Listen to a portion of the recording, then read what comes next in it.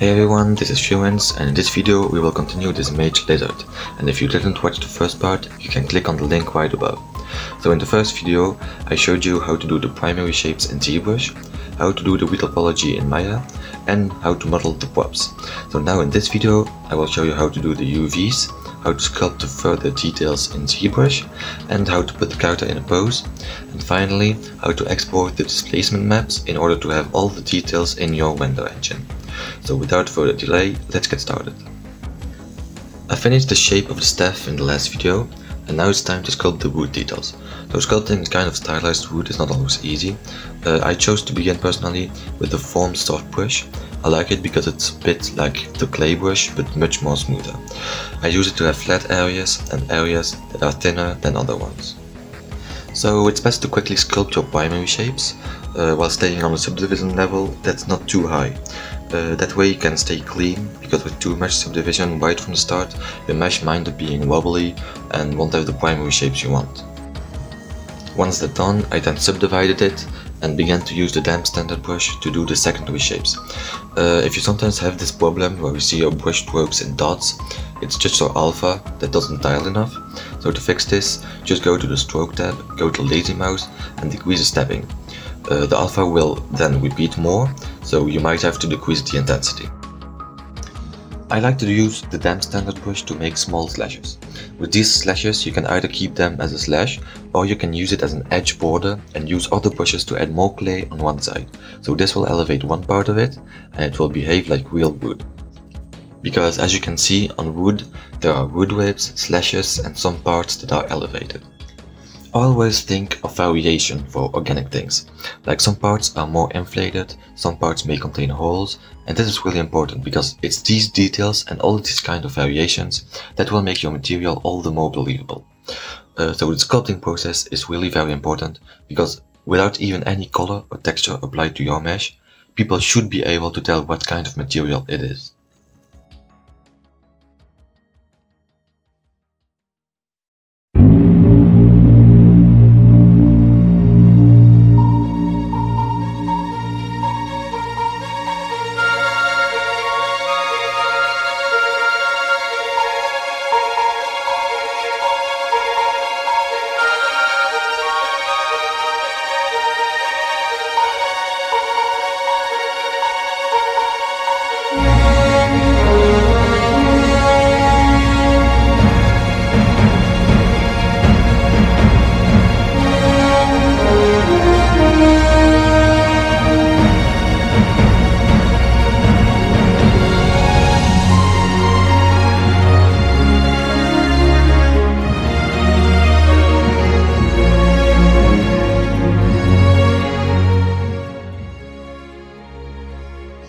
Once finished, I switched to the lowest subdivision and go to Z plugin, UV master and hit unwrap to automatically create UVs for my mesh.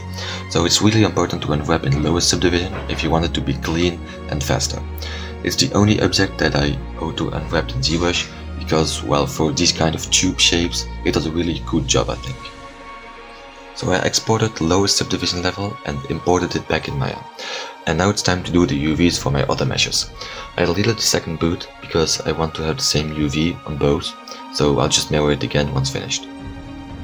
That's a good habit to gain time and to have the same UVs when you have the same object on both sides. A handy tool that I like to use to cut the UVs is in the UV tab, and click on the 3D cut and chew UV tool. With this activated, you can then double click on an edge to cut its edge loop. If you click on an edge, you hold shift and you drag to one side or another, then you can cut to the length that you want. And finally, if you control click on a cut, then choose it back together. So that's really super handy to quickly do the UV cuts. You should always try to cut on parts where it will be less visible. Even if nowadays with Painter you have many ways to texture without thinking about the cuts, but it's still a good thing to do. Once you have your cuts, you select all the UV shells and hit unfold. So it's a good habit to always orient them in the same direction. That way in Painter, if you want to apply something tileable or so, it will always be oriented as you want and it will make your life easier.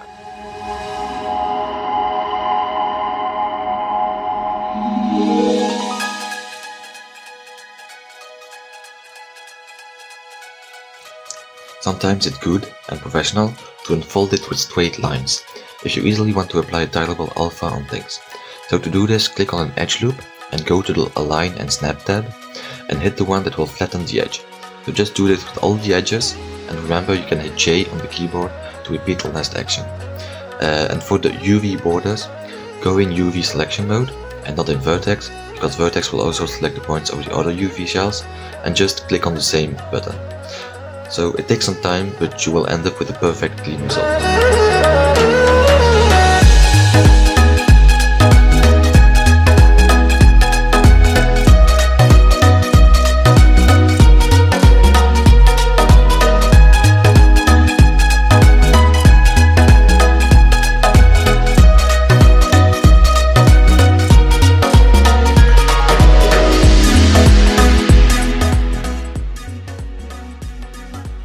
So once the UVs are done for my boot objects, I select them all, and in the UV editor I arrange them to pack them together.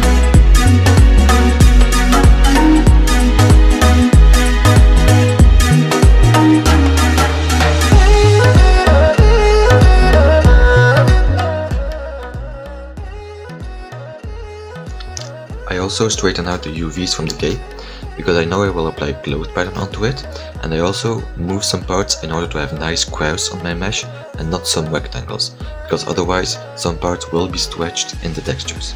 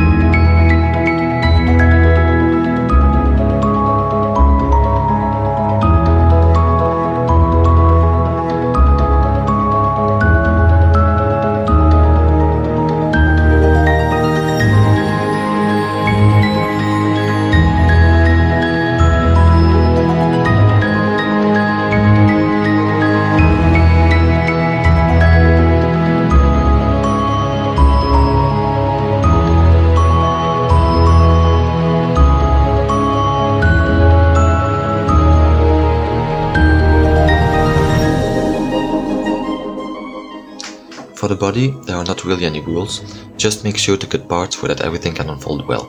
And typically, you would want to cut around the eyes, around the neck, maybe the mouth and so on, and you can simply cut on the edge loops you made around them, if you did the topology right. For my arms and legs, I just cut on the loops I created in the topology.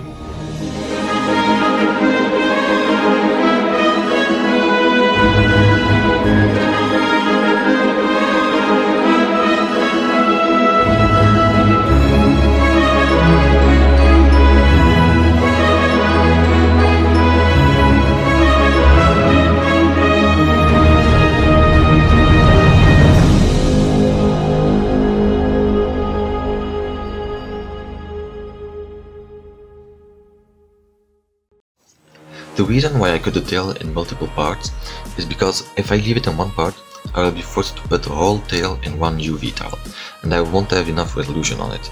By cutting it, I can dispatch it on more space. So I'm going to have UDIMs for my character.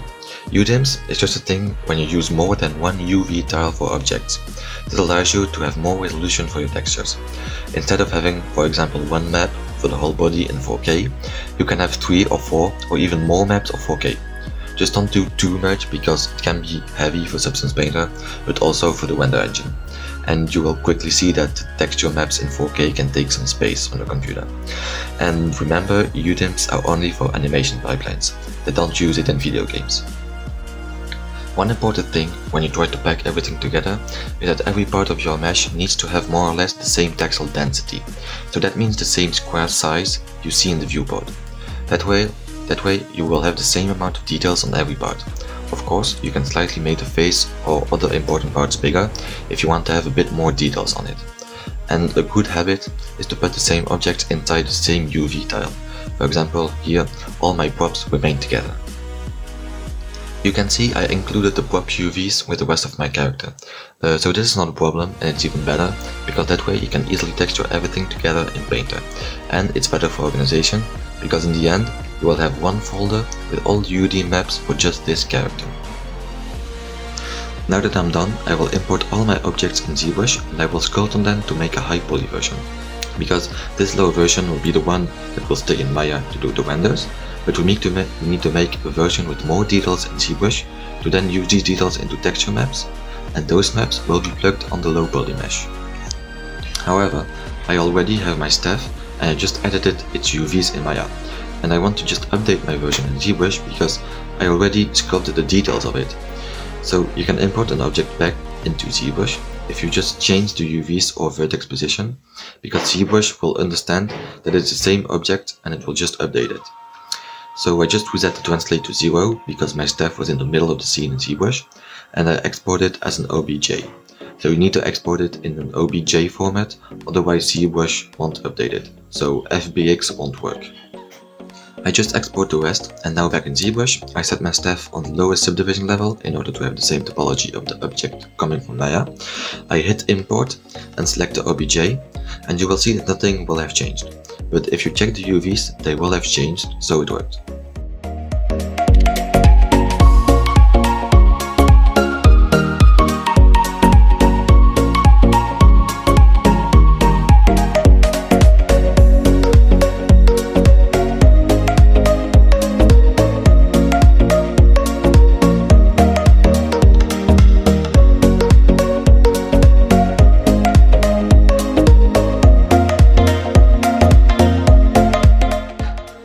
I smoothed the tail and made it longer, but if I make it longer then the UV will be stretched. So I exported it again and replaced it in Maya with the previous model and re-unfolded the tail to have the right UV density.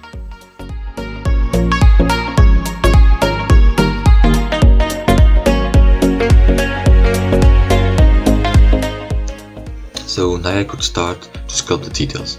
To make a high poly version, the idea is to just subdivide your meshes until you have the polygons required to do the details you want. However, it's important to not dynamesh or zero mesh your object anymore. Just stay within your subdivision levels, because it's important to keep the same topology if you want to export displacement maps after it.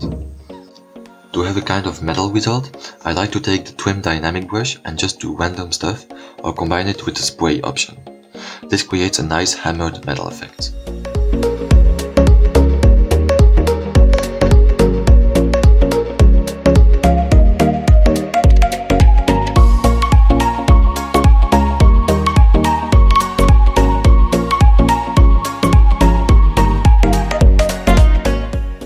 When Zbrush subdivides an object, sometimes it shrinks a lot.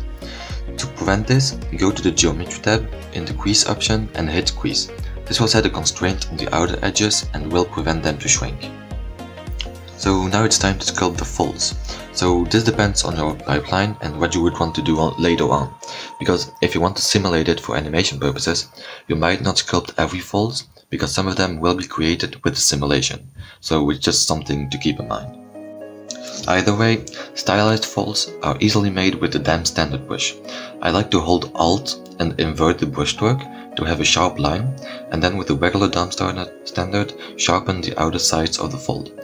I also use the standard brush because its fall-off creates nice folds.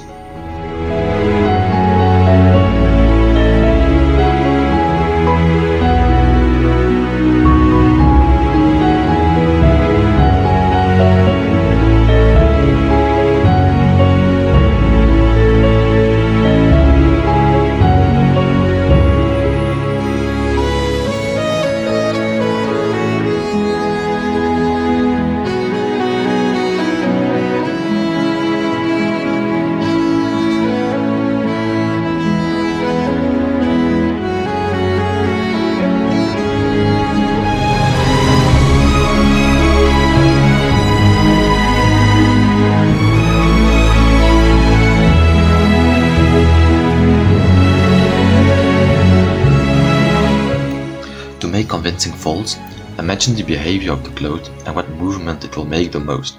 For this boot, for example, the foot pivots a lot, and there will be a lot of thin folds on the zone around the ankle and less on the feet zone, because it will more or less stay as it is.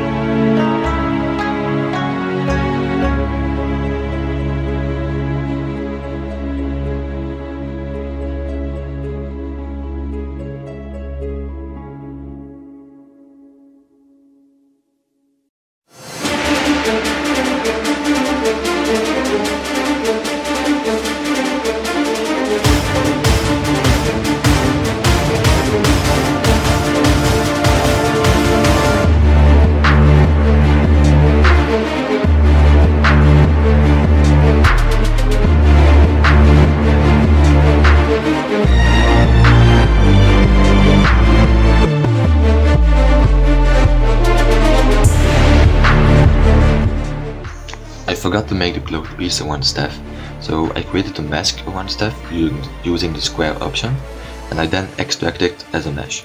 So in the geometry tab, go to the extract option and unclick double, T-corner and T-border. You can play with the thickness, and the smooth value can be handled. As you can see, it created a mesh for my mask.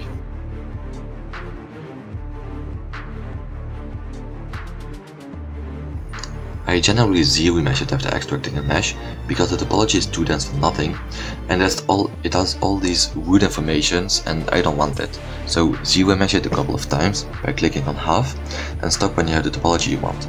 Now I have a smooth tube, but that still has the white shape.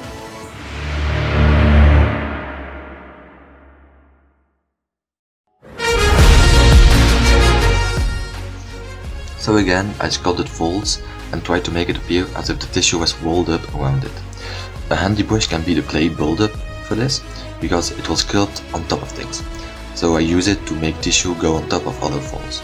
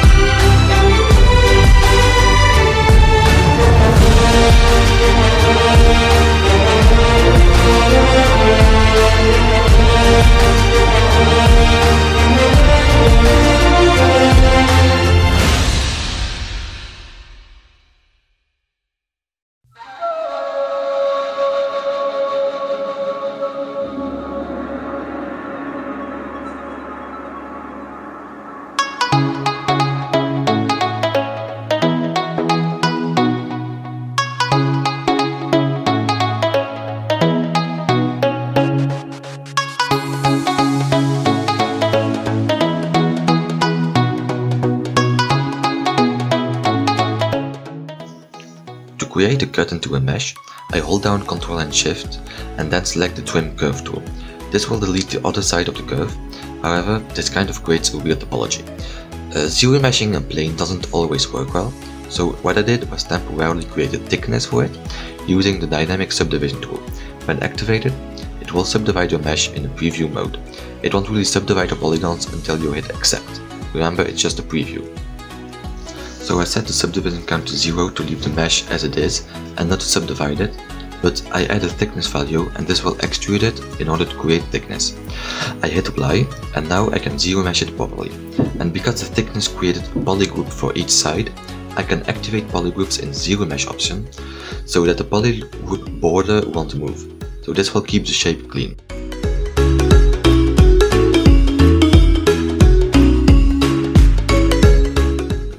So zero mesh it a couple of times until you're satisfied, and then I Ctrl Shift click on one side. That will hide all the other polygroups, and then to delete what's hidden, I go to Modify Topology and hit Delete Hidden.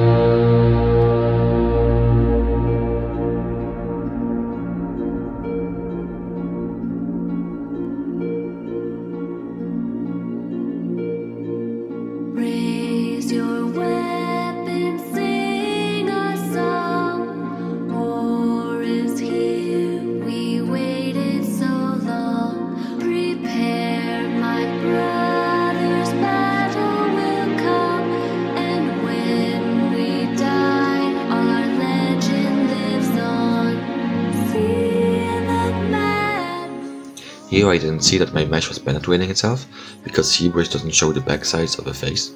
So you can tell him to show them by activating double in the display properties tab. And to repair this, you can either way inflate it with the inflate brush, or move the outside back in with the move topological brush.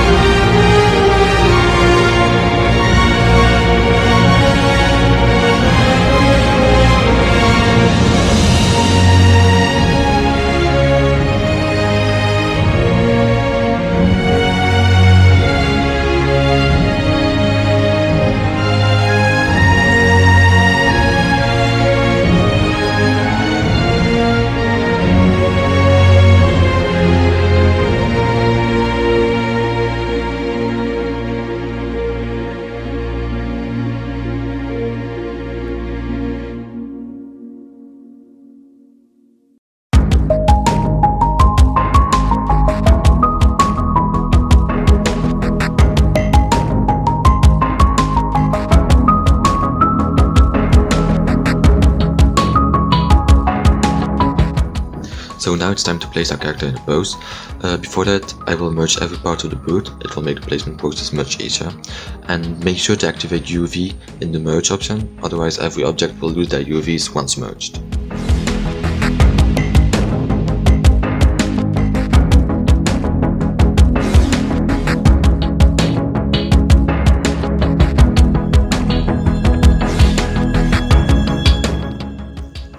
I just deleted the other boot and mirrored the merge one into another subtool.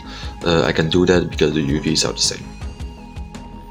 If you want to move multiple subtools at once, make sure to click on the icon that's on the right of the lock icon when you're in gizmo mode. So this will take every subtool in account when you move or scale. And if you control click on the subtool, it will no more be part of the group, and you can see it became kind of transparent. The best way to set a character in a pose is to mask one part with the lasso tool, invert the mask by clicking Ctrl I, go into gizmo mode, unlock the gizmo if you need to place it right, and then just rotate your body part. So this technique works best when it's used on the lowest subdivision level, so it works best with a low poly count because the mask can be blurred easier and the rotation will be much smoother because it has less polygons to handle. And use Ctrl click to blur your mask and Ctrl Alt click to sharpen your mask. It's not a difficult part, it just takes a lot of time because at each time you need to mask the part you want, blur your mask a little bit, set the pivot point right, and then rotate it. So you just do the same process over and over again.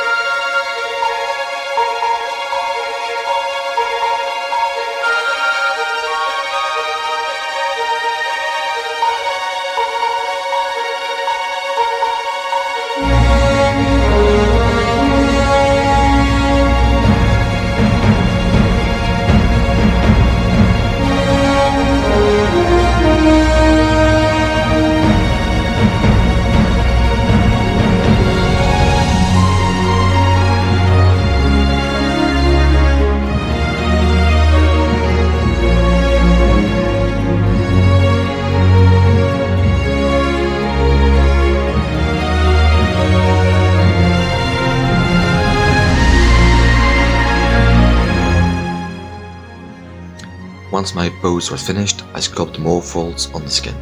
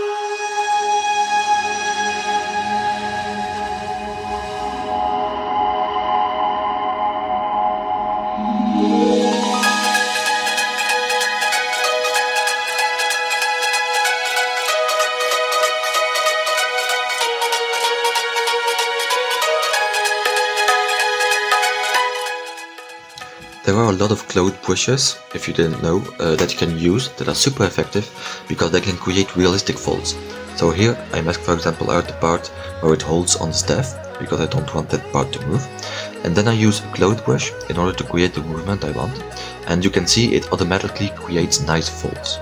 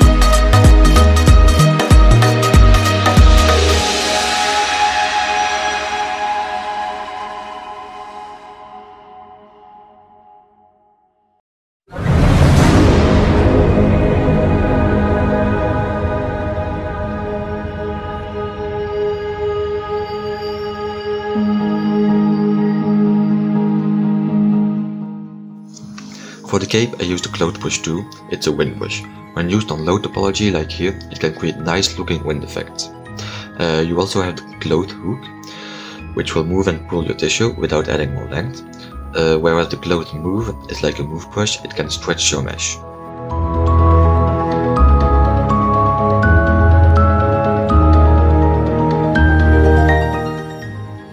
Now there is a real nice feature for making clothing. You can access them in the dynamic tab. So I like to grab it and put it on the right side to easily have access to it. The dynamic option transforms your mesh in a dynamic object, and so it will behave like a real cloth. You can tell the mesh to collide with all the other meshes by clicking on the collide volume option. And now you see if I take any cloth brush and the cloth happens to touch a mesh, it will take that in account. You can also change the firmness slider. The value of 1 creates manifold, for a thin cloth for example, and the higher values tend to go for thicker tissues and almost behave like leather or so.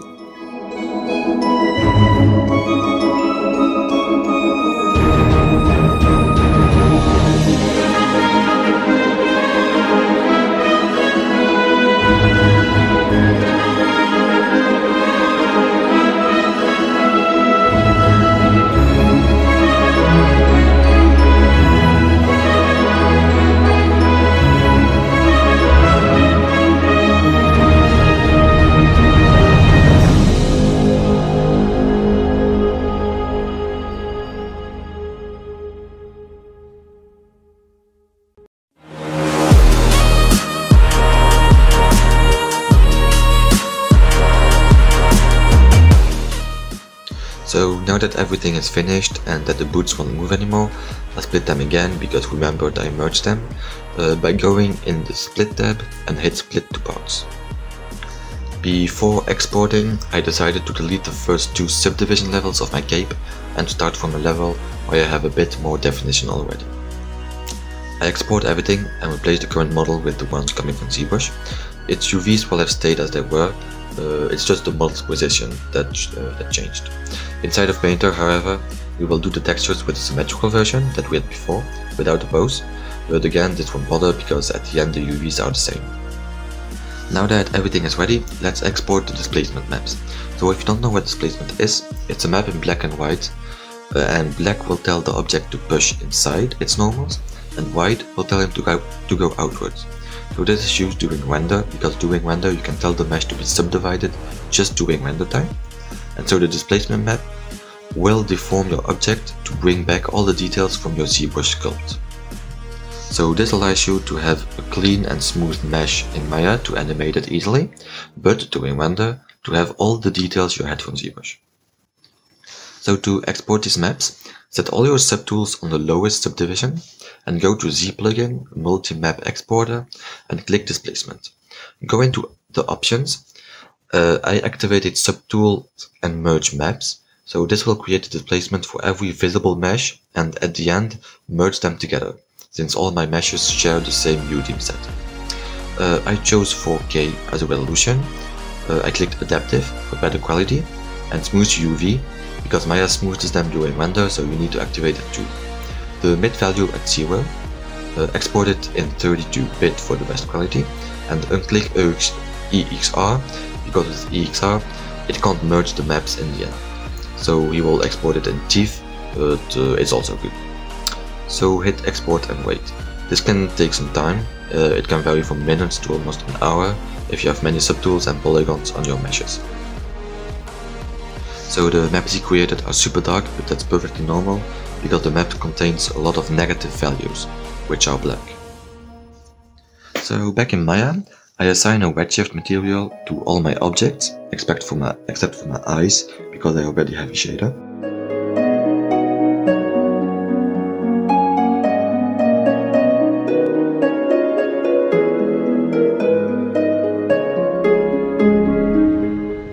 In Hypershade, select your shader and create your render engine's displacement node, and import the first map of the series. Sometimes you will have to rename the maps coming from ZBrush. For UDIMs to work, they need to have the same name and end with its UDIM style number. So point 1001, 1002 and forth. So just import the first map, set it to WAR and not in sRGB, and set the UV tiling mode on UDIM Maui. And you will see that he found 5 other maps because they had the right name. So link the color in the texture map and link the output into the displacement node of the shader. And now it's done in the render, it should look fine. Okay, so for now we have this finished model with its displacement, and in the next and last video of the series I will texture it inside of Substance Painter and I will explain to you my workflow for the textures. We will also see how to connect the maps in Maya to have the same as we had in Substance Painter. So thank you for watching, I hope you enjoyed it, and I see you in the next video.